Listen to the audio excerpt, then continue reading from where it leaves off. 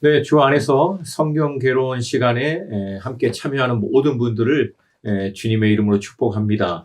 오늘부터 총 12번의 과정을 통해서 구약과 신약, 성경 전체를 함께 배우는 시간을 갖겠습니다.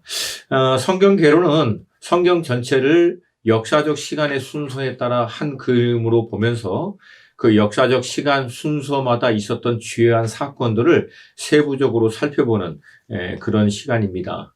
그러나 이 배움이 저는 좀 개인적인 바람은 성경의 지식이나 어떤 인포메이션을 더 얻는 시간이 아니라 오히려 그 과정들을 통해서 주님을 좀 깊이 만나고 말씀의 은혜를 통하여 우리 자신이 좀 변해가는 그런 은혜의 시간이 되기를 원합니다. 왜냐하면 신앙의 핵심은 결국 예수 그리스도의 복음을 통해서 살아계신 하나님을 인격으로 영적으로 또 만나고 그 하나님을 아는 데서 자라가는 데 있기 때문에 그렇습니다. 구약에서도 호세 선지자가 비슷한 말씀을 하셨죠. 내 백성이 지식이 없으므로 망하는도다. 어떤 지식입니까? 하나님을 아는 지식이 없는 걸 얘기하는 거죠. 그래서 그는 결론적으로 여호와를 알라, 힘써 여호와를 알라. 그래서 이 성경 개론은 단순히 성경에 대한 것들을 아는 것보다 성경의 말씀을 통해서 결국 이 원저자 되신 하나님 그분을 더 알아가는 시간이 되기를 주님의 이름으로 축복합니다. 주님 가장 잘 따랐던 사도 바울도 일평생 그의 삶의 헌신을 통해서 신앙의 결론을 다음과 같이 내리죠. 그리스도를 아는 지식이, 그리스도 예수를 아는 지식이 가장 고상함이라. 그래서 그는 도전합니다. 구주 예수 그리스도의 은혜와 그를 알아가는 데서 자라가라. 그래서 좀 더 주님을 또 살아계신 하나님을 더 알아가고 깊이 배워가는 그런 시간이 되기를 원합니다. 흔히 우리가 이제 누구를 알다 아니면 무엇을 알다라고 할 때 이 아는 것에 대한 접근이 물론 세부적으로 많이 있지만 대체적으로 크게 헬라적 접근과 히브리적 접근이 있습니다. 짧게 설명하면 헬라적 접근은 누구를 안다라고 할 때 가령 지금 현 시대로 보면은 네이버에 그 사람의 이름을 쳐서 그 사람에 대한 인포메이션 자료들을 쭉 찾아서 정리해서 이제 내가 그분을 알아라고 결론을 내릴 수 있는 거라고 보면은 반대로 히브리적 접근 방식은요, 그 사람을 만나는 거예요. 만나서 차를 마시고 식사하고 많은 시간을 함께 보내면서 경험을 통하여 또 마음과 마음에 있는 것들을 나눔을 통해서 알아가는 것을 얘기합니다. 그러니까 우리 신앙이 헬라적 접근으로 하나님을 알면 지식은 굉장히 많이 가질 수는 있겠지만 하나님을 마음으로 인격적으로 또 개인적인 차원에서 아는 일에는 불가능하다라고 하는 것입니다. 그래서 저는 이 성경 개론이 여러분으로 하여금 어떤 인포메이션과 팩트를 아는 게 아니라 하나님 그분을 마음으로 또 인격적으로 말씀을 통하여 그분을 만나고 사건들을 통하여 깨달음을 통하여 알아가는 그런 시간이 될 수 있기를 축복합니다. 그러면 우리는 하나님과 그가 보내신 예수 그리스도를 어떻게 알 수 있는가? 성경에서는 이것을 하나님이 하나님 자신을 나타내어주는 계시적 사건을 통해서 알아갈 수 있다라고 얘기합니다.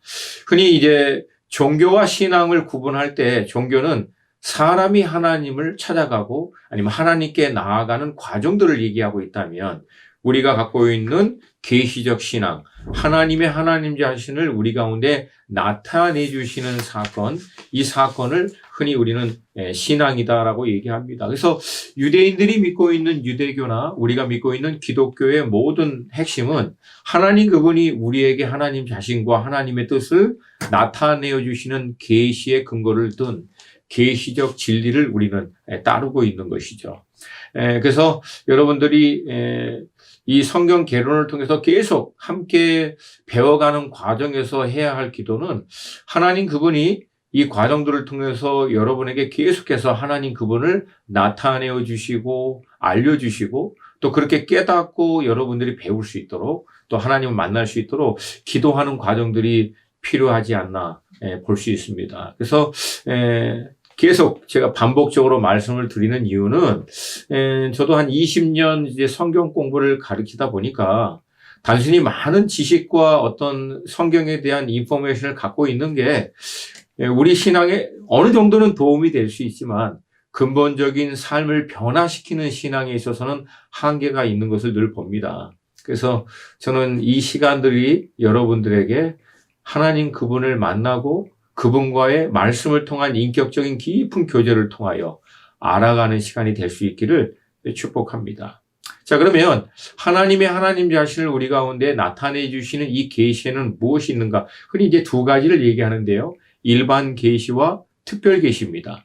일반 계시는 하나님이 창조하신 이 창조의 세계를 통해서 하나님이라고 하는 어떤 인격적인 또 이 모든 것들을 가능케 하는 어떤 능력의 존재가 있구나라고 하는 것을 우리로 하여금 알게 하고요. 또 하나 우리 안에 하나님이 두신 양심, 도덕적인 어떤 마음의 느낌, 또 깨달음, 이걸 통해서 하나님이 우리에게 일반 계시를 주신 거라고 하면, 특별 계시는 하나님이 어떤 특별한 의도와 목적을 가지고 쉽게 얘기해서 작정해서 하나님 자신을 우리 가운데 나타내 주신 사건으로요. 가장 대표적인 이 특별 계시는 예수 그리스도의 성육신 사건과 또 우리가 대하고 있는 하나님의 이 말씀, 이 두 가지를 가장 대표적인 특별 계시로 우리 기독교는 보고 있습니다. 자, 그러면 특별 계시인 이 성경의 기록 목적은 무엇인가? 예수님이 누가복음에서 구약의 말씀을 인용하면서 누가복음 24장에 이렇게 얘기합니다. 또 이르시되 내가 너희와 함께 있을 때 너에게 말한 바 곧 모세의 율법과 선지자들의 글과 시편에 나를 가리켜 기록된 모든 것이 이루어져야 하리라 한 말이 이것이라. 모세의 율법, 선지자들의 글, 시편. 그러니까 이거는 모세오경, 그러니까 율법서를 얘기하는 거죠. 두 번째는 선지서, 그 다음에 시편, 구약 전체를 대표적으로 얘기하고 있는 겁니다. 그러니까 구약 전체가 뭐냐면 나를 가리켜 예수 그리스도를 가리켜 기록된 말씀이다라고 하는 거죠. 근데 어떤 예수 그리스도에 대해서 그가 고난을 받고 3일 만에 죽은 자 가운데서 살아날 것. 그리고 두 번째, 그의 이름으로 죄사함을 받게 하는 회개가 예루살렘에서부터 모든 족속에게까지 전파될 것. 이것에 대해서 이미 구약이 기록하고 있다라고 얘기하고 있습니다. 신약에서는 요한복음에서 예수님이 이렇게 얘기합니다. 오직 이것을, 이제 요한 사도를 통해서 오직 이것을 기록함은 너희로 예수께서 하나님의 아들이심을 믿게 하려 함이요. 또 너희로 믿고 그 이름을 힘입어 생명을 얻게 하려 하심이라. 즉, 예수가 하나님의 아들, 이꼴 뭐예요? 그리스도. 그러니까 여러분, 유대인들은 하나님의 아들, 그러면 기름 부으심을 받은 자. 히브리 말로는 메사야, 헬라 말로는 크리스토스. 이거를 영어로 크리스찬이라고 하고 한국말로 그리스도라고 얘기하는 거예요. 그러니까 하나님의 아들은 곧바로 유대인들은 뭐라고 이해하고 있냐면 기름 부으심을 받은 자, 즉 구원자라고 이해하고 있는 거고요. 그 이름을 힘입어 생명을 얻게 하기 위해서 이 말씀을 기록했다라고 성경은 얘기하고 있습니다. 결론적으로 성경 전체는 요한복음 5장 39절에서 얘기하고 있는 것 같이 너희가 성경에서 영생을 얻는 줄 생각하고 성경을 연구하거니와 이 성경이 곧 내게 대하여 증거하는 것이라. 그러니까 성경은 영생에 대한 영생을 얻는 책이죠. 근데 누구예요? 예수 그리스도에 대해서 증거하는 책. 그러니까 아주 간단한 영적 방정식이 나오죠. 예수 그리스도 이꼴 영생. 이것을 위해서 성경은 하나님께서 우리에게 주셨다는 거죠. 자, 그러면 이 영생이신 예수 그리스도에 대한 것을 우리에게 증거하고 있는 성경은 어떤 유익이 우리에게 있는가? 디모데후서 3장 16절 가장 대표적인 성경 말씀이죠. 모든 성경은 하나님의 감동으로 된 것으로 교훈과 책망과 바르게 함과 의로 교육하기에 유익하니 이는 하나님의 사람으로 온전하게 하여 선한 일을 행할 능력을 갖추게 하려 함이라. 자, 여기서 가장 먼저 성경은 하나님의 감동으로, 그러니까 God inspire, 그러니까 성령 하나님께서 감동하게 하심에 의해서 기록된 책이다. 그러니까 성령 하나님의 감동에 대한 것들에 대한 여러 학설이 있습니다. 첫 번째, 기계적 영감설. 그러니까 불러주신 대로 썼다는 거예요. 그래서 이것을 축자 영감설이라고도 부르고요. 동력적 영감설, 그 사람의 어떤 감동, 마음의 상태, 어떤 그런 것들을 많이 영향을 주지만 어떤 내용에 있어서는 자유롭게 표현할 수 있도록 했다라고는 표현이고요. 유기적 영감술, 요거는 동력적 영감술과 전혀 반대예요. 개성과 마음과 이런 것들은 자기가 원래 갖고 있는 대로 다 표현했지만 내용에 있어서는 성령님께서 강권적으로 인도하셨다 그 뜻이고요. 마지막 네 번째 자연적 영감설. 이거는 뭐냐면 모든 사람에게도 하나님은 성령께서 동일하게 역사하시기 때문에 자유스럽게 그렇게 역사하셨다. 근데 결론적으로 얘기하면 성경 곳곳에는요, 이런 다양한 영적인 감동을 통해서 기록된 것이 다 나타나 있습니다. 그래서 결론적으로 쉽게 얘기하면은 성령 하나님이 주체가 돼서 다양한 방법을 통하여 저자들을 감동하고 인도하여 하나님의 진리의 말씀을 우리 인생에게 정확하게 증거해 주신 것이 성경이다. 그렇게 이해하시면 됩니다. 자, 그러면 이 성경의 유익은 무엇인가? 가장 먼저 이렇게 얘기합니다. 교훈과 책망과 바르게 함과 의로 교육하기에 유익하니. 그래서 교훈은 teaching, 가르치는 걸 얘기하죠. 그 다음에 책망, rebuking, 꾸짖는 것을 얘기합니다. 바르게 함, correcting. 그러니까 이건 잘못되고 이건 맞지 않아. 이렇게 맞춰야 돼. 이렇게 하는 게 옳아. 그렇게 얘기하는 거고요. 의로 교육하기에 유익한 training in righteousness. 그러니까 의의 관점에서 우리가 훈련되어지도록 하는데 유익하다. 그래서 그 결과가 어떻게 되냐면은 하나님의 사람을 온전케 하며 얘기하고 있는데요. 여기에는 전제가 있습니다. 그건 뭐냐면 하나님의 사람이 됐지만 아직 온전하게 되지 않았다라고 하는 거예요. 그러니까 우리가 어린아이가 인격적인 존재로 태어나서 비록 어린아이지만 인격체인 것은 분명히 맞죠. 근데 인격체답게 살 수 있는 준비는 전혀 안 된 거죠. 마찬가지로 우리가 예수 그리스도의 복음을 통해서 영적으로 거듭나면 의롭다 된 것은 맞지만 칭의라고 부릅니다. 근데 의롭게 살 수 있는 준비는 사실은 안 돼 있죠. 이제 그때부터 해야 되죠. 그러니까 의롭게 되었다라고 선포를 받은 우리가 이제 의롭게 살 수 있도록 준비되는 과정을 성화, sanctification이라고 부릅니다. 그러니까 이 과정을 준비하는 데 있어서 하나님의 말씀이 우리에게 굉장히 유익하다라고 얘기하고 있는 것입니다. 그렇게 해서 결국은 어떻게 하냐면 온전하게 하는데 이걸 다른 말로 표현하면 합당하다는 거예요. 그러니까 하나님의 사람이 의롭게 사는데 온전케 사는데 가장 합당하게 하는데 어떤 의미에서 합당하냐? 선한 일을 행할 능력을 갖추는데 합당하도록 해준다라고 하는데 여기서 선한 일은요, 단순히 어떤 일만 얘기하는 게 아니라 우리의 어떤 모든 행실, 어떤 인격적인 존재적인 의미도 함께 포함하고 있고요. 이 일은 단순히 노동의 의미보다는 사역의 의미가 더 가깝습니다. 또 하나, 능력을 갖추다라고 하는 것을 영어로 equipping, 이걸 뭐냐면요, 전신갑주를 취하라라고 하는 그 단어하고 똑같은 단어입니다. 그러니까 쉽게 얘기해서 하나님의 말씀으로 하나님의 사람으로 살 수 있도록 무장하라는 거예요. 말씀으로. 무장해서 그래서 온전하게 돼서 모든 하나님의 선한 일, 인격적인 준비, 그래서 의롭다함을 받은 사람답게 살 수 있도록 준비시킨다라고 하는 거죠. 자, 이것이 성경의 유익이라고 볼 수 있고요. 그러면 이 성경의 배경을 잠깐 좀 설명해 드리겠습니다. 이제 계속 지나가다 보면은 말씀의 은혜하고는 약간 달리 어떤 팩트만을 쭉 나열하기 때문에 조금 지루할 수는 있지만, 근데 사실 이게 중요하긴 중요해요. 왜냐하면 하나님의 말씀이 도대체 어떤 말씀인지, 어떤 과정과 배경에 의해서 이 66권이 됐는지 사실 너무나 모를 때가 많거든요. 그래서 우리가 믿지 않는 자들에게도 이런 것들에 대해서 상세하게 잘 설명하고 또 우리도 그렇게 준비할 수 있도록 조금만 같이 좀 이 부분을 봤으면 좋겠습니다. 먼저 성경 66권 전체는요, 40여 명의 저자에 의해서 기록된 말씀이고요. 세 가지 언어, 가장 대표적으로 히브리어, 그 다음에 일부 아람 방언, 또 신약은 헬라어로 기록된 말씀입니다.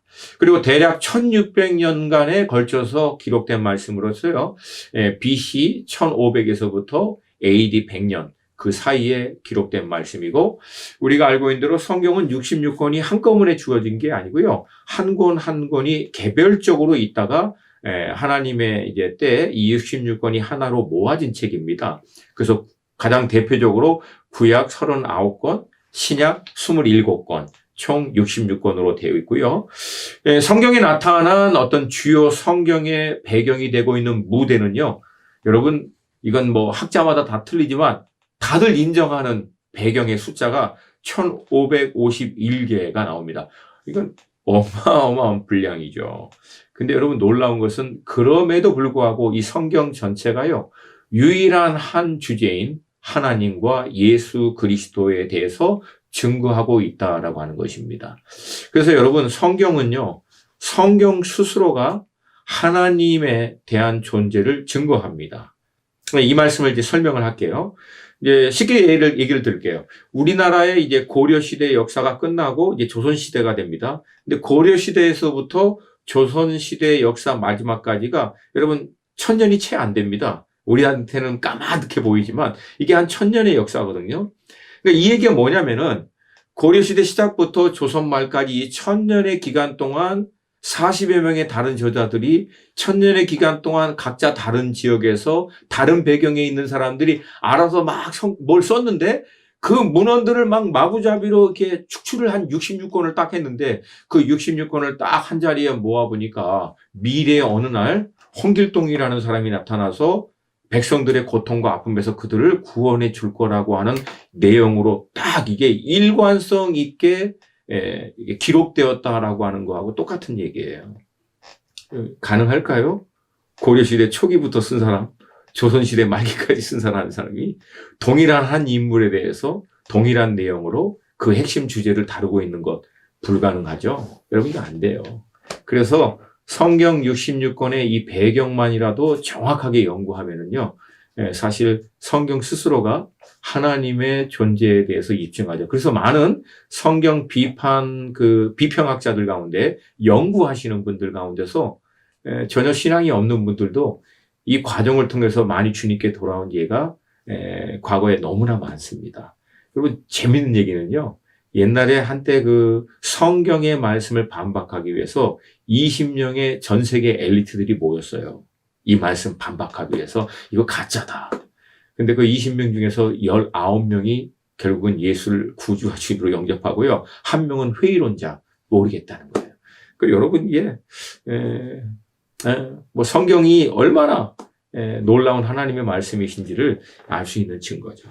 자, 그러면 이 성경이 어떤 과정을 통해서 지금의 성경으로 형성되었는지를 같이 좀 보겠습니다. 먼저 구약은요. 보편적으로 교회가 받아지고 있는 이제 구약은 대략 BC 1500에서 BC 500년 사이 그난 1000년 기간 동안 기록됐다라고 보고 있고요.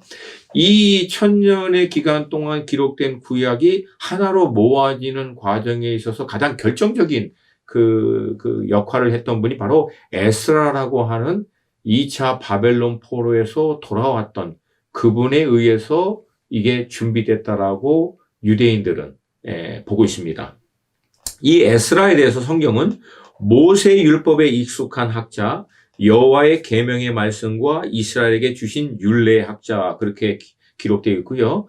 2차 기환 후 성경에서 이렇게 얘기합니다. 에스라가 어떻게 결심을 했냐면 여호와의 율법을 연구하고 준행하며 율례와 규례를 이스라엘에게 가르치기로 결심하였으니 그렇게 기록되어 있어요.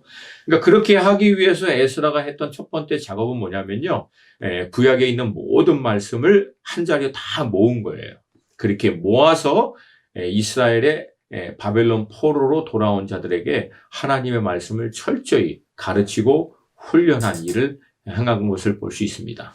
자, 이러한 성경은요, 과학이 발달되지 않았던 당시에는요, 처음 이 성경은요, 그 양피지라고 하는 이 두루마리, 양 껍데기를 말려서 쓴 거, 거기다 기록해서 이렇게 말아가지고 보존했거든요. 이게 유일한 보존 수단입니다.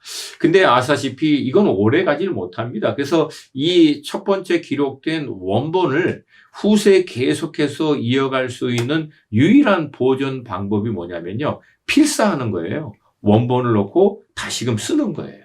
그래서 계속 이어가는 거예요. 그렇게 필사한 것을 우리는 사본이라고 흔히 얘기하는데요. 많은 사본이 있지만 그중에 가장 대표적으로 우리가 얘기할 수 있는 게 이제 사회사본이라고 합니다. 참고로 에스라가 구약의 말씀을 모았다고 했죠? 그때 모은 것도 그렇게 필사에서 내려온 사본을 의미합니다. 자, 이 많은 사본들 가운데 가장 대표적인 사본이 여러분도 들어봤을 거예요. 사해사본이라고. 이 사해사본은요, 1947년도 사해 지역의 한 목동이요, 양이 도망가는데 그 양 잡으러 갔다가 이 사해의 쿰란 이 동굴 속에 있었던 이 사본들을 발견한 그 사건입니다.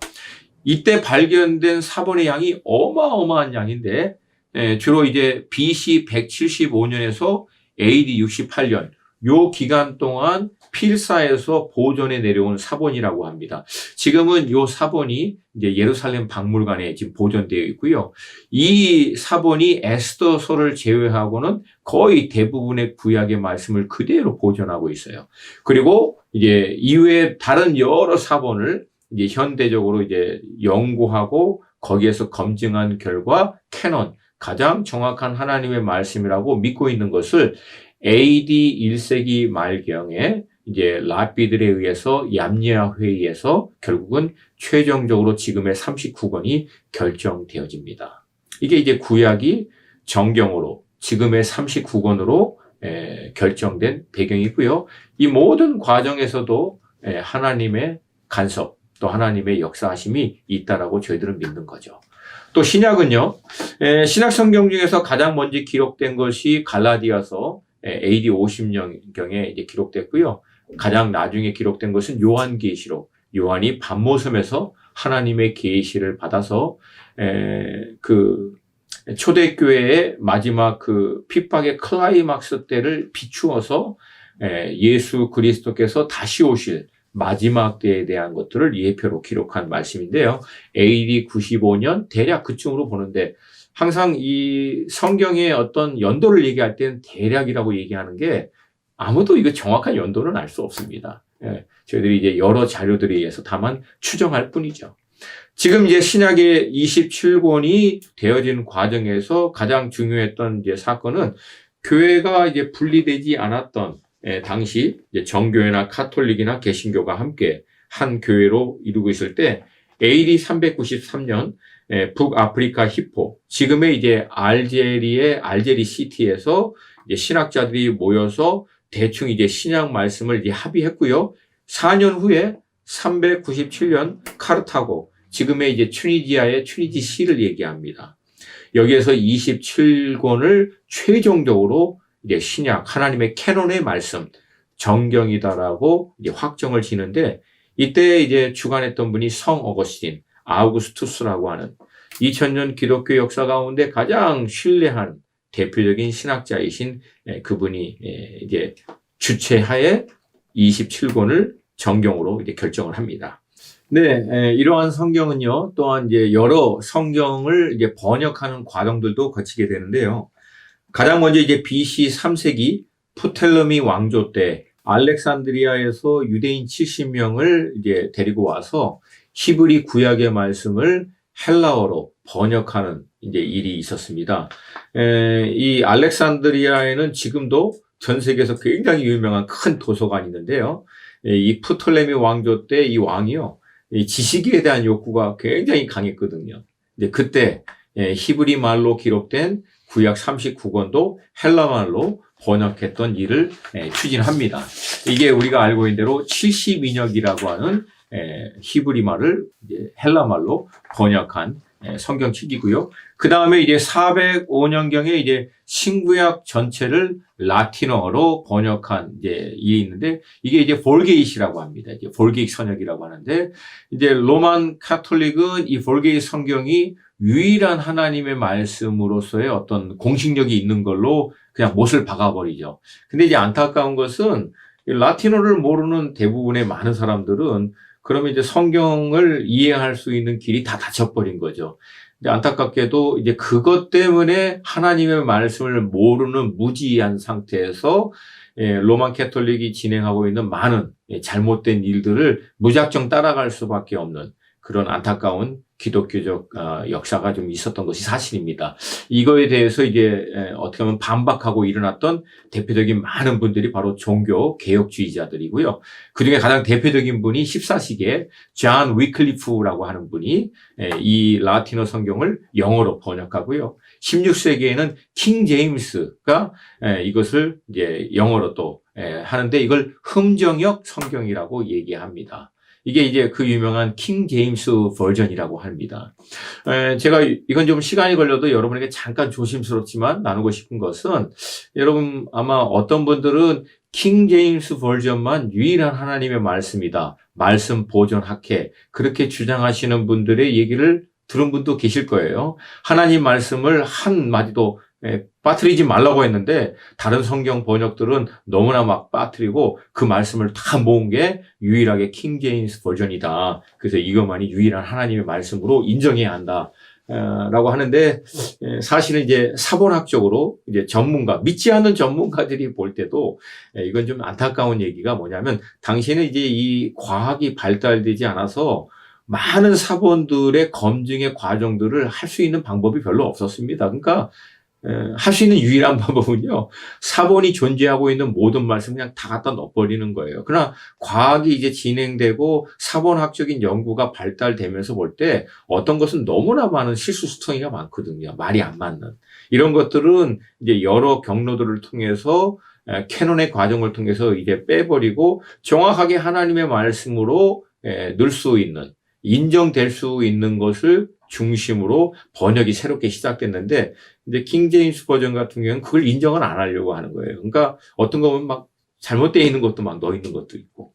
그래서 여러분들이 요거는 좀 참고해 주시고요. 오히려 다양한 번역과 사본들이 나와야 되는 것은 과학이 발달되면 발달될수록 그 과학적인 어떤 과정들을 통해서 정확한 하나님의 말씀을 더욱 분명하게, 그래서 이걸 캐논이라고 얘기합니다. 정확하다 그 뜻이죠. 그래서 나오는 과정들이 오히려 더 필요하다라고 볼 수 있죠. 재밌게도요, 우리나라 성경은요, 1882년 그 당시 이제 중국 만주에 있었던 존 로스 선교사님이 그 조선의 그 보찜 장사들인 우리 서상윤과 백홍준을 만나고 그들에게 복음을 전하고 그들이 이제 예수를 믿게 되자 누가복음을 만주에서 이 존 로스 선교사님과 함께 먼저 번역하는 일들이 일어나고요. 일본에서는 이수정이라고 하시는 분이 1885년 마가복음을 이제 번역을 합니다. 그래서 나중에 우리나라에 처음 선교사님이 들어올 때는요, 놀랍게도 우리나라는 우리나라 모국어로 되어 있는 완전한 이제 성경은 아니고 쪽복음이지만 이미 우리나라말 성경을 갖고 있었던 거예요. 그러니까 2000년 기독교 역사 가운데 복음이 들어가기 전에 모국어로 된 복음서를 갖고 있는 나라는 우리나라가 유일합니다. 뭔가 하나님의 특별한 은혜가 있었던 것 같아요. 그러다가 이제 1951년에 지금의 이제 개혁개정 이전에 있었던 개혁 한글 성경이 번역이 됐고요.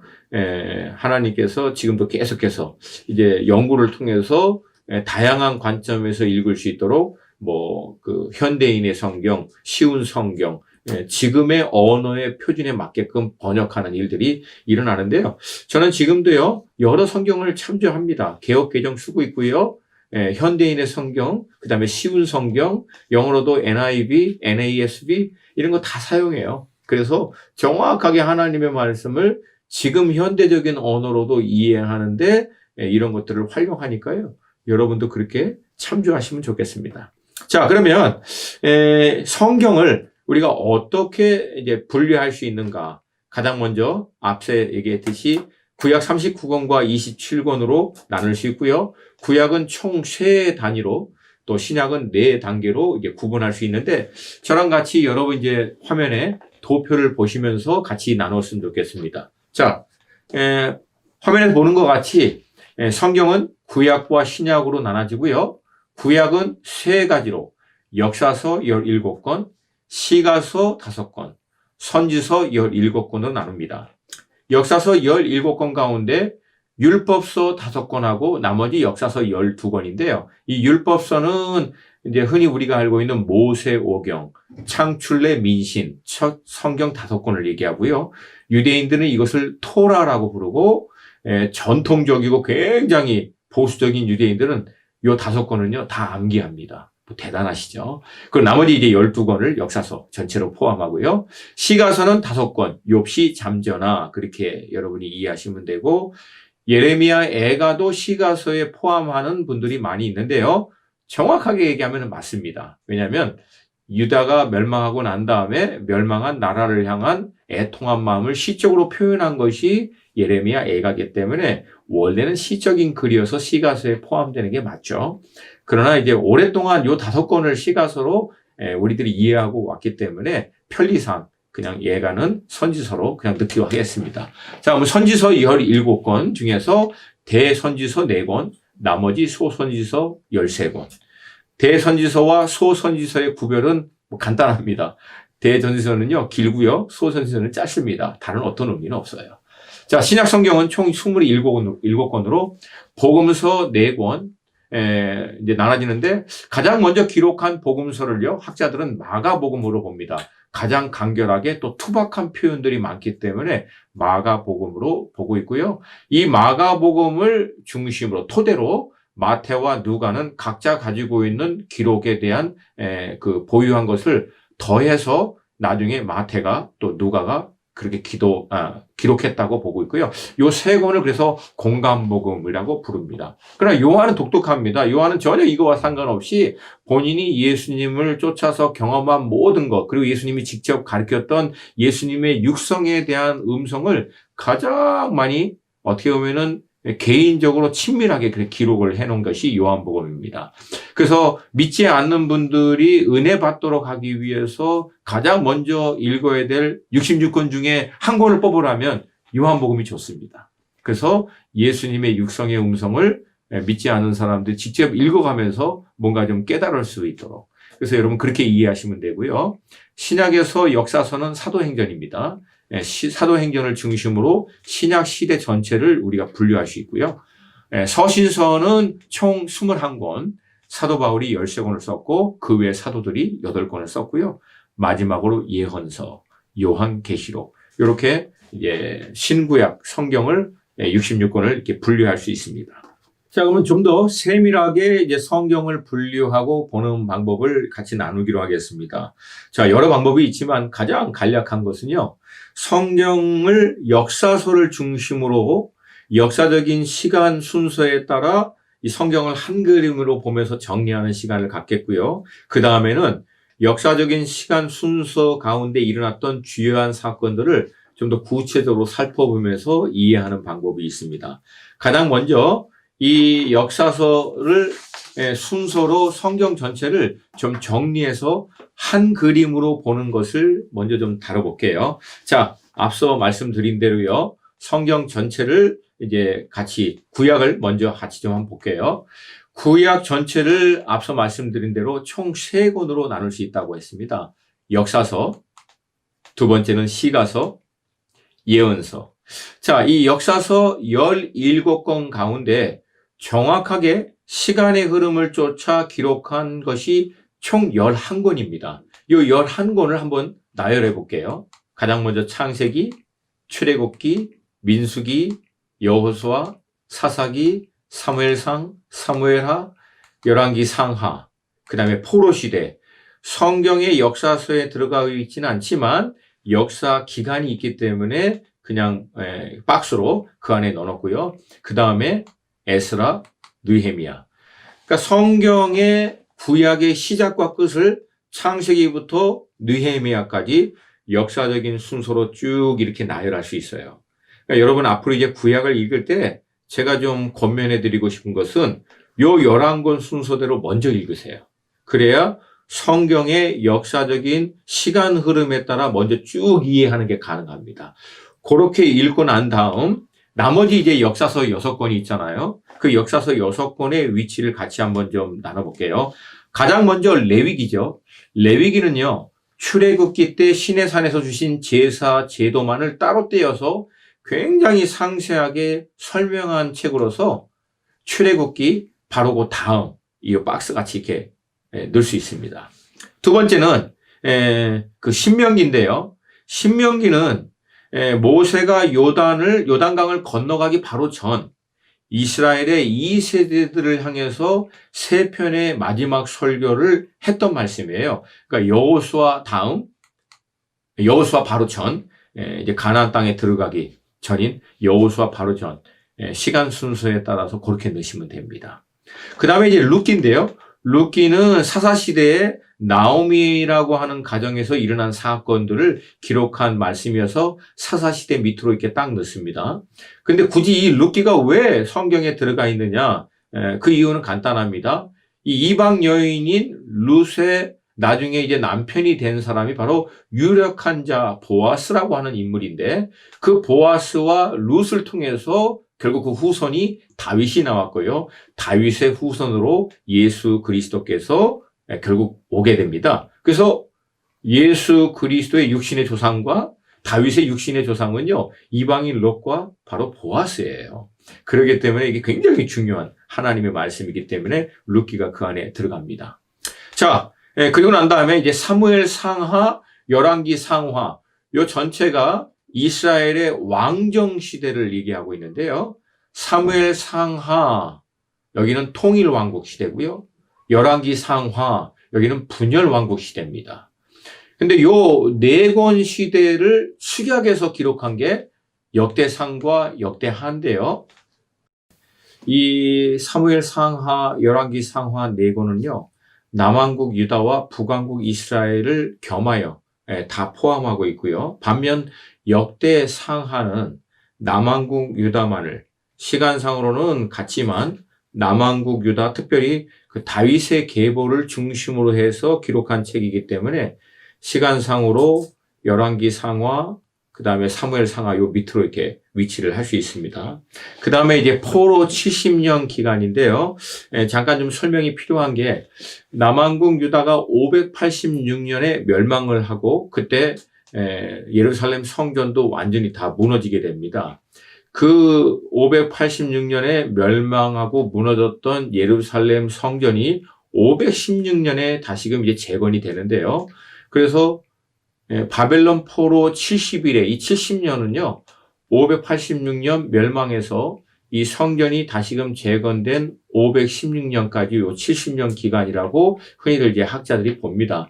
왜냐하면 이스라엘 백성들은 그 나라의 존폐, 나라의 그 완전함을 무엇으로 기준으로 보냐면 하나님의 임재를 모시고 있는 성전을 중심으로 봅니다.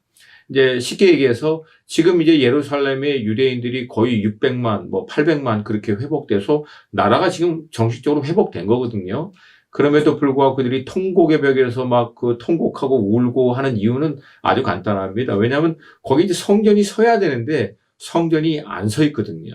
그러니까 성전이 안 서 있는 상태는 나라가 온전히 회복되지 않았다라고 보고요. 반대로 성전이 회복될 때는 이게 회복됐다라고 봅니다.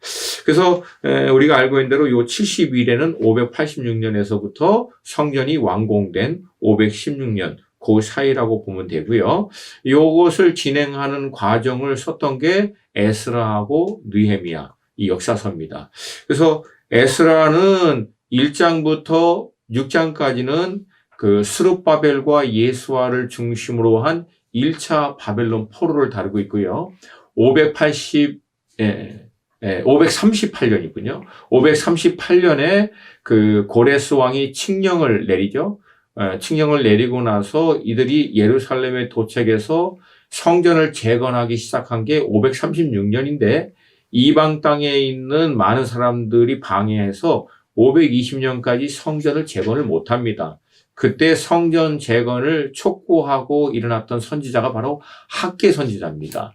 이 학개 선지자의 말씀을 듣고 520년부터 성전을 재건하기 시작해서 516년에 완성을 합니다. 그리고 두 번째 이제 바벨론 포로로 돌아오신 분이 바로 그 에스라 458년에 이제 돌아오죠. 그래서 성전이 회복되고 난 다음 이제 신앙을 개혁 운동을 주저하고 앞서 말씀드린 대로 하나님의 말씀을 회복해서 그걸 가르치기로 결단을 하죠. 그게 에스라 7장부터 10장까지의 내용입니다. 그래서 역사서 에스라는요, 바벨론의 1차 포로 기한 2차 포로 기한, 이 둘 다를 포함하고 있고요. 그 다음에 마지막 3차 바벨론 포로 기한은 444년에 느헤미야에 의해서 이제 시작이 되고요. 느헤미야는 성벽을, 예루살렘 성벽을, 이 성을 재건하는 일을 추진을 합니다. 이렇게 해서 이제 역사서가 이제 여러분들이 이제 보고 있는 대로 이렇게 딱 되고 있고요. 재밌는 이제 사건은 바벨론 포로의 1차 귀환에서 2차 귀환 사이에 일어났던 사건이 바로 에스더 사건입니다. 이 페르시아의 아하스에로 왕이 이제 왕위를 폐하고 이제 그 왕비를 에스더로 이제 등극을 시키죠. 그때 이제 하만이라고 하는 사람이 결국은 이스라엘 백성들을 몰살시키고자 하는 이제 계략을 피는데 오히려 이것을 회복시키고 이스라엘 백성들을 구원해낸 사건을 이제 기록한 것이 에스더서입니다. 그래서 역사적인 시간 순서로는 바벨론 포로 1차와 2차 사이에 있기 때문에 에스라 그 밑으로 이렇게 들어가게 됩니다. 그리고 마지막으로 여러분들이 이제 그렇게 딱 17권을 이제 이해해 주시고요. 그 다음에 이제 다음 단계는 시가서, 욥시, 잠전, 그렇게 들어갔고요. 욥은 창세기의 아브라함 아니면 아브라함의 그 이전의 세대로 흔히 성경학자들이 보고 있기 때문에 창세기, 시간 배열상으로는 창세기 밑으로 들어갑니다. 시편은 거의 절반 이상이 다윗이 기록한 말씀이기 때문에 시간 배열로는 사무엘하, 역대상 그 밑에 들어가고요. 아가서, 잠언, 전도서는 솔로몬에 의해서 기록된 말씀이기 때문에 열왕기상, 역대하 그 밑으로 이렇게 배치를 하고요. 마지막으로 이제 예언서, 이제 선지서 17권인데요. 선지서 17권은 총 3부분으로 나눠지는데요. 남왕국 유다가 멸망하기 전까지 11명, 11개 선지서가 있고요. 그 다음에 포로 기간 동안 기록되어 있는 선지서 3권, 그 다음에 포로 귀환 때 기록된 3권, 이렇게 나눠집니다. 가장 간단하게 나누는 순서로 이제 뒷부분에서부터 거슬러 갈게요. 다시 얘기합니다. 순서는 멸망 전 11권, 포로 기간 동 3권, 그 다음에 포로 귀환 3권인데 설명은 제가 거꾸로 할게요. 그래서 포로 귀환 때 기록한 3권이 학개, 스가랴, 말라기인데요. 아까 말씀드린 대로 학개는 성전 재건을 하지 않으니까 성전 재건에 대해서 학개가 도전해서 성전을 재건시킨. 그래서 학개하고 그 다음에 오는 스가랴는요. 스룹바벨과 예수아와 동시대 인물로 1차 바벨론 포로 귀환 때 예루살렘에 돌아온 사람들입니다. 돌아와서 학개는 성전을 재건하지 않자 성전 재건하라고 선포한 말씀이고요. 스가랴는 신앙적인 어떤 개혁, 그리고 이제는 하나님의 말씀을 지켜라. 그러면 하나님께서 그의 나라를 회복시키시고 그의 영광을 나타내실 것이다. 그런 내용이고요. 마지막 이제 이 말라기는 느헤미야가 돌아오기 이전의 시대로 대충 학자들이 봅니다. 근데 이 말라기 말씀을 보면은요, 우리가 좀 약간 당혹스러운 게 있는데, 그건 뭐냐면 학개와 스가랴, 에스라의 1차, 2차 포로 귀환이 얼마 지나지 않은 시점에서 이 말라기서가 나옵니다. 근데 이미 말라기서에 보면은 벌써 신앙적으로 많이 흐트러진 모습들이 나타나거든요. 이게 참 우리가 이 말씀을 보면서 좀 답답한 것은 아니 어떻게 이렇게 짧은 기간 동안 이렇게 쉽게 사람들이 변질될 수 있는가 이렇게 볼 수 있죠. 이거는 참 비평보다는 그런 것들을 통해서 우리 자신의 신앙도 늘 깨어서 점검하지 않으면 우리도 이와 똑같은 실수를 반복할 수 있다. 이미 한 번 심판을 받아서 멸망한 이후에 하나님의 은혜로 돌아왔지만 불과 얼마 안 지나서 다시금 죄를 짓는 그런 연약한 모습에 대해서 비판하고 또 회개를 촉구하는 그런 말씀이죠. 자, 그러면 바로 앞에 이제 포로 귀환 때 기록한 에가, 다니엘, 에스겔. 이것도 거꾸로 해야 됩니다. 왜냐하면 다니엘은 바벨론이 남왕국 유다를 첫 번째 쳤을 때 포로로 끌려간 사람입니다. 그러니까 바벨론이 남왕국 유다를 멸망하기 전에 1차로 언제 치냐면 605년에 먼저 칩니다. 그때 치고 나서 포로로 끌려간 사람이 다니엘, 그 다음에 귀족들, 왕족들이 다 끌려가는 거죠. 그리고 두 번째 바벨론이 남왕국 유다를 친 게 597년입니다. 그때 에스겔이 또 나머지 이제 군사들하고 좀 쓸만한 기술자들과 함께 다 포로로 끌려가죠. 그리고 나머지 마지막에 588년에 남왕국 유다를 쳐서 2년 동안 예루살렘 중심으로 토성을 쌓고, 왜냐하면 그때는 남왕국 유다도 멸망 안 당하려고 어떻게 보면 막 그냥 발악을 한 거죠. 막 그냥 거의 뭐 어떤 일이 있더라도 이거 지켜내야 된다라고 하니까 바벨론도 2년 동안을 걸쳐서 남왕국 그 예루살렘을 에워싸서 588년에 쳐서 586년에 멸망시킵니다. 그렇게 멸망했을 때 기록한 것이 에가예요. 그래서 다니엘서가 605년에 포로로 끌려가서 바벨론 땅에서 기록한 게 다니엘서. 2차로 또 바벨론 포로로 끌려가서 에스겔이 바벨론 땅에서 기록한 말씀이 에스겔서. 그 다음에 멸망하고 난 다음에 쓴 게 예레미야에가. 여러분이 그렇게 이해하시면 되고요. 그리고 성경 중에서 제일 힘든 게 요한계시록하고 에스겔하고 다니엘서입니다. 많은 분들이 이제 그렇게. 근데 여러분 의외로 여러분 잘 보시면 너무 이렇게 깊게 보시지 않고 그래도 대충 이렇게 잘 보시면 다니엘서에는요, 다니엘이 앞부분에는 예언적으로 얘기했지만 뒷부분에 다 풀이해 놔봅니다. 설명을 다 해줘요. 역사적인 상식만 조금만 있어도 이해할 수 있고, 나중에 이제 다니엘서 정리할 때 더 자세히 다룰게요. 또 에스겔서도 마찬가지고. 그럼에도 불구하고 왜 어떤 부분을 이해하기가 어려운가? 간단해요. 멸망한 나라거든요. 근데 멸망한 나라가 회복한 것에 대해서 얘기하는데 이걸 너무 아비어스하게 분명하게 얘기해버리면 이게 뭐 포로가 반란을 일으키는 내용하고 똑같죠. 그게 이제 실제적인 이유고요. 두 번째 의미는 멸망한 나라의 어떤 소망과 회복에 대한 메시지를 상징적으로 이제 선포한 것이 이 예언서이기 때문에 그런 어려운 부분들은 조금 있긴 있습니다. 그리고 그걸 통해서 마지막 때에 일어날 일들을 함께 얘기하고 있는 내용이어서 이 시점을 확장해서 읽지 않으면요. 이해가 안 되는 부분도 있어요. 이것도 뒷부분에서 좀 더 구체적으로 나누도록 하겠습니다. 자, 그러면 마지막으로 남왕국 유다가 멸망하기 전에 활약했던 11명의 선지자.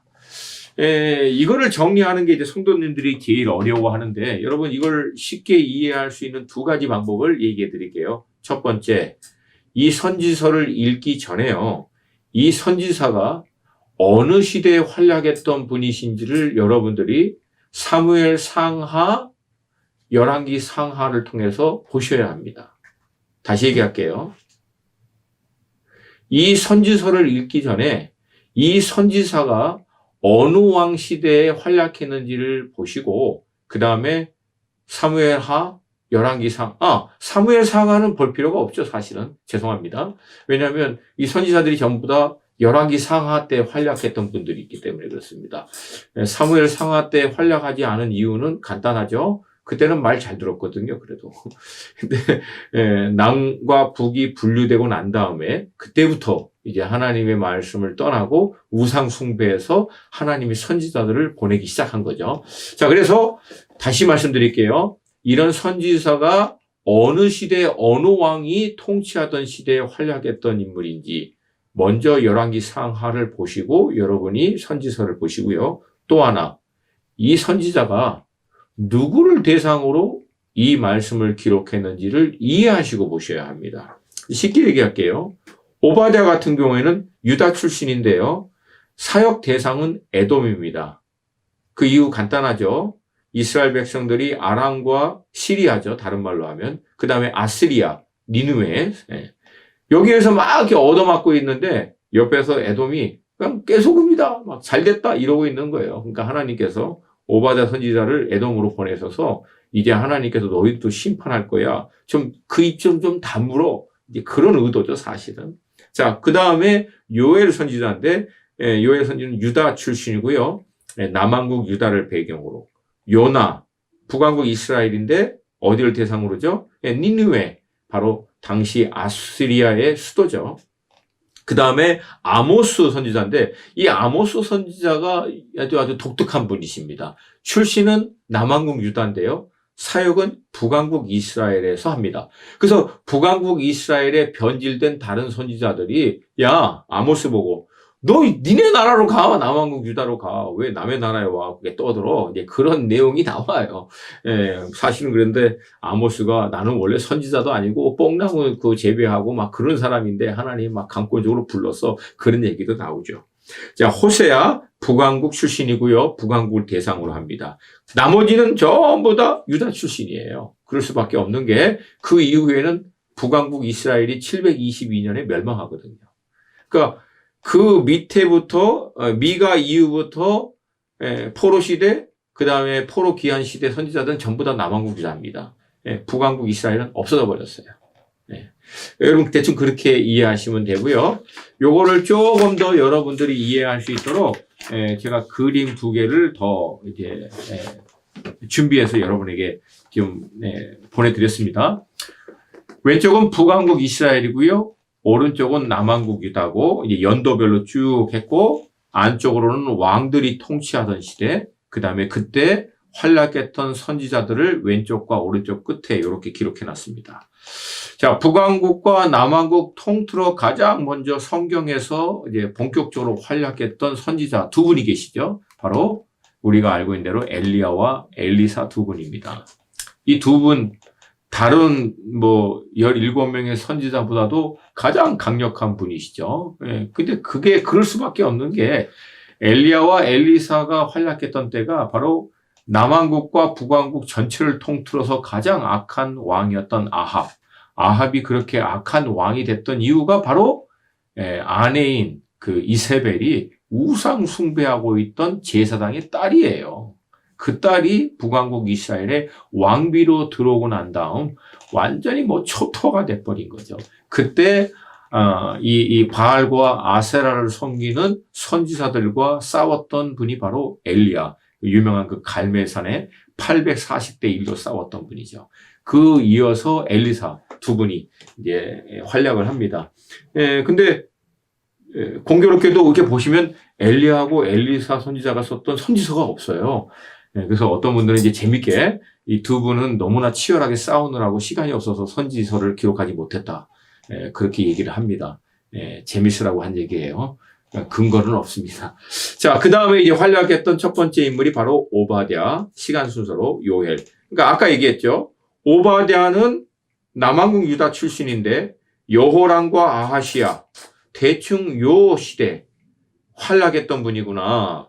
그리고 에돔에 대해서 왜 그랬냐면은 요 시대에 바로 아람과 아시리아가 북왕국과 남왕국을 계속 왔다 갔다 하면서 어렵게 했거든요. 그때 에돔이 옆에서 막 아이고 꽃이롭다 막 잘됐다 그러고 막 오두방정을 떠니까 하나님이 오바댜를 보내서 에돔 심판할 테니까 조용히 하라고 한 얘기예요. 자, 그리고 요엘이 활약했던 시대가 대충 보시면 언제예요? 아달랴, 이 누구냐면요 이세벨의 딸입니다. 결국은 이 딸이 나중에는 남왕국 유다가 정략 결혼하면서 넘어오면서 남왕국 유다 때도 완전히 이때 초토화됩니다. 그때 활약했던 분이 요엘이에요. 어마어마하신 분이죠. 그 다음에 북왕국 쪽에 아모스, 남왕국 출신이지만 북왕국으로 건너가서 활약하신 분, 그 다음에 요나, 호세아 선지자, 그 다음에 미가, 이사야. 이렇게 이제 7분 나오고. 그러니까 여러분, 그 선지자가 활약했던 연도는 어느 누구도 완전히 정확하게 얘기는 못해요. 학자마다 다 틀려요. 그러니까 이건 대략 여러분이 그때 활약했구나 그렇게 이해하시고요. 연도는 암기할 필요 없고 이 도표 그냥 보시고 볼 때마다 이걸 다시 확인하시면 됩니다. 연도는 저도 못 외워요. 자, 그렇게 보시면 되고요. 그 다음에 이어서 그 다음 선지자가 바로 스바냐, 예레미야, 나훔, 하박국, 다니엘, 에스겔, 예레미야, 예가, 학개, 스가랴, 말라기. 그러니까 그때 보면은 어마어마하게 아주 파란만장한 일들이 많이 일어나죠. 아까 얘기했듯이 바벨론 2차 침공, 2차, 3차 그리고 그렇게 바벨론은 막 파죽지사로 확장하는 것 같다가 어느 날 바사와 메대 연합군에 의해서 멸망당하고 이 바사와 메대가 439년에 멸망시키고 난 다음에 538년에 페르시아가 됩니다. 그 페르시아의 첫 번째 왕이 고레스 왕이고, 고레스 왕이 바벨론의 유다 포로들은 다 돌아가도 돼 라고 칙령을 내려서 538년에 칙령을 받고 예루살렘에 1차 포로이 도착한 게 536년이고, 그때 성전 재건을 시작했지만 520년까지 주변의 이방 민족에 의해서 성전 재건을 시작하지 못하자 520년 때 일어나서 성전 재건하라고 한 분이 학개예요. 그래서 520년에 시작해서 516년에 성전 재건이 완성돼서 586년에서부터 516년, 70년을 바벨론 70년 포로 기간으로 보는 거예요. 자, 그리고 그 다음에 이제 나오신 분이 스가랴, 말라기 이렇게 보시면 됩니다. 그래서 스바냐 그렇게 보시면은 대충 629년에서 608년 그 기간 동안 누가 활약하던 때입니까? 딱 보면 요시야 그때죠. 예레미야, 나훔. 그러니까 요 연도를 여러분들이 쭉 감안해서 대충 누가 어떤 정치적인 영적인 분위기에서 활약했던 인물인가 요거를 감안하시고 보시면 훨씬 이해가 빠르게 됩니다. 자, 이렇게 해서 구약 전체를 여러분이 이제 한 그림으로 이제 보는 시간을 이제 가졌습니다. 여러분 지금 뭐 구약 전체를 쉽게 다 정리하고 이해하지 못해도 괜찮아요. 뒷부분에 가면서 이건 계속 반복할 거예요, 제가. 그러면서 그 구약 전체를 어떤 시간의 흐름과 함께 한 그림으로 볼 수 있는 시간들을 계속 반복을 통해서 여러분들이 이해하게 됩니다. 그러니까 여러분, 저는 이거 하는 이유가요, 제가 암기력이 좋아서 하는 게 아니라 계속 반복했기 때문에 그래요. 그러니까 앞으로 이제 신구약 개론을 통해서 반복하면서 좀 이해하는 눈들이 여러분 안에서 조금씩 발전하듯이, 이제 발달하듯이 열리게 됩니다. 그래서 너무 처음 다 이해하지 못하는 것 때문에 어려워하지 마시고요. 대충 이제 구약 39권을 이렇게 한 그림으로 보는 것들을 여러분들이 좀 정리하시면 좋고요. 이제 이 강의가 끝나고 난 다음에도 여러분이 그림을 보세요. 한번 보시면서 한번 좀 이해하는 시간들을 가지시면 좋겠습니다. 자, 오늘 이제 구약의 이제 성경 개론, 구약을 전체 역사적인 흐름의 배열에 맞춰서 한 그림으로 정리해서 보는 시간을 이번 첫 번째 강의 시간으로 갖게 됩니다. 이제 다음 시간부터는 그러면 역사적인 흐름 안에서 일어났던 주요한 사건들을 중심으로 좀 더 세밀하게 구약 전체를 배우는 시간을 갖겠습니다. 한 주 동안 또 여러분 승리하시고요. 저는 다음 시간에 찾아뵙기로 하겠습니다. 네, 감사합니다.